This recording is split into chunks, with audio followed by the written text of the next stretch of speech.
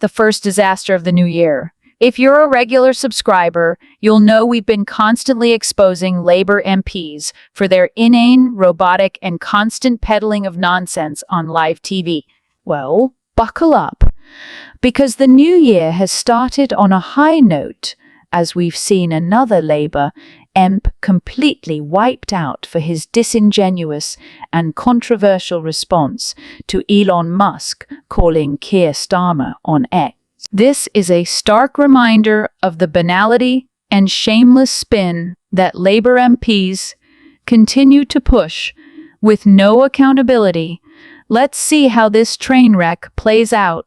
This government's determined to grip the crisis in social care, which is historic and has been decades in the making. That's why since the general election, we've legislated for the first ever fair pay agreements, we've delivered the biggest expansion of carers allowance since the 1970s, and we're delivering big increases in social care funding, including specific funding for things like the Disabled Facilities Grant. But there's more to do. And if we're going to break the cycle of failure after failure under different types of government, Labour, Lib Dem, Conservative, SNP-led governments, we've all failed on this. The best way to do that is an independent commission that brings political parties together. So we've got a plan, not just for the next few years, which this government will deliver on, but a plan for the next 3 decades that all parties can sign up to. That's the level of ambition we have, and that's how we're going to break out of the short-termist sticking plaster politics and, frankly, the self-serving party politics that has plagued successive governments and led to failure in social care. So this commission, I hope, will be a triumph of hope over experience, but goodness me, this country needs hope and it needs a plan on social care, and that's what we're determined to deliver, working cross-party through the independent commission. Wes Streeting's attempt to portray himself and his party as champions of social care reform is nothing short of laughable. His hollow rhetoric about gripping the crisis and delivering ambitious plans is a transparent attempt to deflect from Labour's historic failures in this very area. Streeting conveniently blames decades of neglect on all types of government without acknowledging Labour's direct culpability during its time in power. Under Labour's stewardship, social care was allowed to deteriorate, leaving countless vulnerable individuals and families to fend for themselves, while the party focused on vanity projects and hollow political gestures. Streeting's call for an independent commission reeks of desperation and a lack of genuine leadership. Instead of offering concrete, actionable solutions, he punts responsibility to some hypothetical future cross-party initiative, effectively admitting that Labour has no meaningful plan of its own. It's rich to hear him decry short-termism and sticking plaster politics, when Labour's own approach to social care over the years has been characterized by exactly that: quick fixes, empty promises, and a complete absence of long-term vision. Moreover, his sanctimonious dismissal of self-serving party politics is laughable, coming from a member of a party notorious for exploiting social care issues as political ammunition, rather than addressing them with integrity. Streeting's speech is less about helping the vulnerable and more about political posturing, filled with lofty language that fails to mask the absence of substance. It's another reminder of Labour's trademark: sound bites over solutions, blame, shifting over accountability, and theatrics over real progress.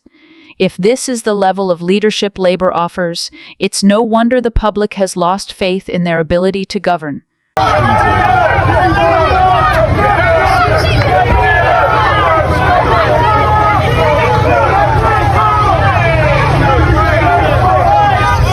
Keir Starmer's political career is a monument to failure and betrayal, epitomized by the public's visceral outrage captured in chants like "Where's Jimmy Savile?" and "Traitor, traitor, traitor, traitor." These accusations are not without foundation. They stem from Starmer's appalling record as Director of Public Prosecutions, where his leadership was marred by scandal and incompetence. The most damning example is his perceived inaction in prosecuting high-profile cases of sexual abuse, allowing predators like Jimmy Savile to escape justice. This disgraceful legacy continues to haunt him, and rightly so, as it underscores his inability or unwillingness to prioritize the protection of the most vulnerable in society. Starmer's attempts to reinvent himself as a man of integrity and competence ring hollow when juxtaposed with his past failures. He presided over a justice system that repeatedly let down victims, fostering an environment of systemic negligence. For someone who now aspires to lead the country, his history of turning a blind eye to the suffering of countless victims is a stain that cannot be erased. The public's anger is not merely a political attack. It is a reflection of genuine betrayal, a searing indictment of a man who, when entrusted with immense responsibility, failed spectacularly. Adding insult to injury, Starmer has cloaked himself in the guise of moral superiority, positioning himself as a savior of British politics. Yet his track record reveals a career marked by self-interest and opportunism rather than principled leadership. His failure to hold the powerful to account, paired with his willingness to ignore systemic abuses, is emblematic of a politician more concerned with climbing the ranks than standing up for what is right. If Starmer's tenure in public office is any indication, his leadership as Prime Minister would likely be defined by the same feeble excuses, empty platitudes, and betrayal of public trust that have characterized his career thus far.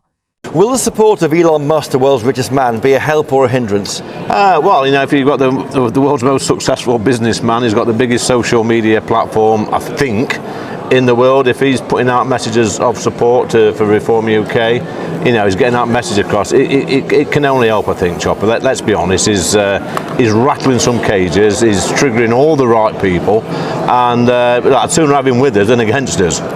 But do you really? He wants to free Tommy Robinson. Do you want to free Tommy Robinson? Well, that's up to Elon. He's got his own. What's opinion. your view on him? Would he be in on Tommy Robinson? Well, he pleaded guilty, didn't he? So if he pleaded guilty, he's got to take his sentence. Would you welcome him back into Reform UK? Tommy Robinson? No, I won't welcome him into Reform UK. I think we made our position quite clear on that. Chopper, we need to win the next election to save this great country of ours, and we can't have any distractions at all. I think Tommy Robinson would be a distraction.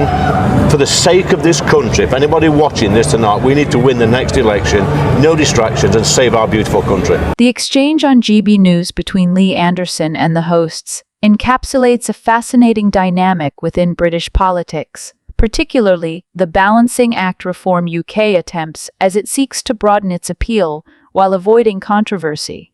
Anderson's measured response to questions about Elon Musk and Tommy Robinson highlights the party's strategic focus on legitimacy and electoral success, but also raises questions about the contradictions inherent in its messaging. Anderson's embrace of Elon Musk as a potential ally underscores the growing significance of influential figures in shaping political narratives. By emphasizing Musk's status as the world's most successful businessman and the owner of the biggest social media platform, Anderson positions Musk as a powerful voice capable of amplifying Reform UK's message. His comments about Musk rattling cages and triggering the right people are a nod to the disruptive appeal Musk holds for many who feel alienated by the political establishment. However, Anderson's eagerness to align with Musk glosses over the potential risks of such an association. Musk's polarizing reputation and controversial stances could alienate moderate voters, complicating Reform UK's effort to present itself as a credible alternative to the mainstream parties. When pressed on the issue of Tommy Robinson, Anderson adopts a more cautious tone, distancing the party from Robinson while refusing to engage directly with Musk's support for him. Anderson's assertion that Robinson pleaded guilty and must take his sentence reflects an effort to sidestep the controversy while maintaining a firm stance on law and order. His rejection of Robinson as a potential ally, categorizing him as a distraction, underscores the party's desire to avoid being tainted by association with figures whose reputations could harm their electoral chances. Yet, this calculated distancing may appear hypocritical to critics who see Reform UK as courting controversy when it suits their narrative, only to disavow it when it becomes inconvenient. Thank you for watching. If you have any thoughts or opinions, feel free to share them in the comments below.